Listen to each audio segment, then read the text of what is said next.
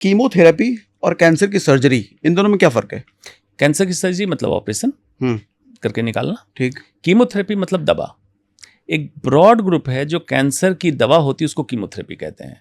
उसमें एक हो सकती है साइटोटॉक्सिक, साइटो मतलब सेल, टॉक्सिक मतलब पॉइजन, विष। तो ऐसी दवा जो सेल पे विष की तरह, पॉइजन की तरह काम करे और कैंसर सेल को मार दे, कीमोथेरेपी हो गई। इम्यूनोथेरेपी मतलब ऐसी दवा जो बॉडी के इम्यून सिस्टम पे काम करे या कैंसर के रिसेप्टर पे काम करे और स्पेसिफिक टारगेट करे कैंसर को, इम्यूनोथेरेपी। और एक चीज होती है रेडियोथेरेपी।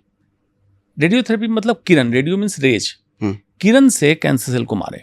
वो रेज विजिबल नहीं होती, जैसे लाइट हम देख सकते हैं, ठीक है। वो रेडियोथेरेपी की लाइट आप देख नहीं सकते हैं, ठीक है। इलेक्ट्रॉन एंड प्रोटॉन, दो बीम होती है, बीम से कैंसर सेल पे जाते हैं, उसको किल करते हैं। तो तीन पद्धति है। तो एक तरह की ये सब भी सर्जरी ही टाइप हो गई, बिना चीरफाड़ किए। बिना चीरफाड़ किए कीमोथेरेपी आप कह सकते हैं कोशिकाओं पे काम करेगी, सर्जरी अंग पे काम करेगा, रेडियोथेरेपी भी अंग पे काम करेगा, रेडियोथेरेपी में चीरा नहीं लगता है। तो मैंने सुना है कीमोथेरेपी बहुत पेनफुल होता है, ये अवधारणा, ऐसा क्या दवाई कैसे देते हैं जो पेनफुल ये होता है? अवधारणा थी।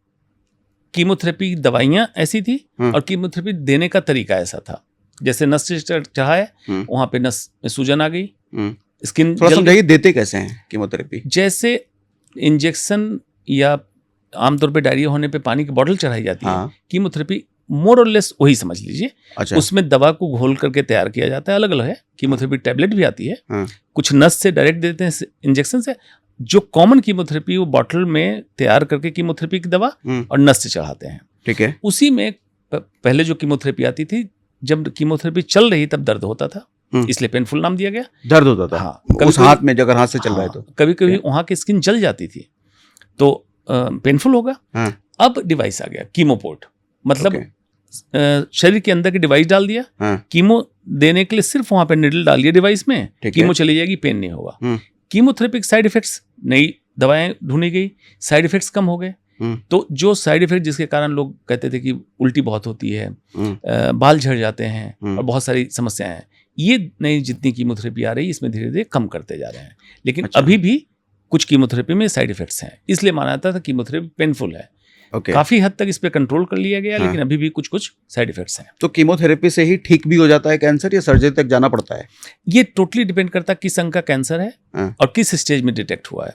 आमतौर पे स्टेज 1 स्टेज 2 का पहला और बेस्ट इलाज है सर्जरी। सर्जरी से उसको निकाल दें, जड़ से खत्म हो जाए।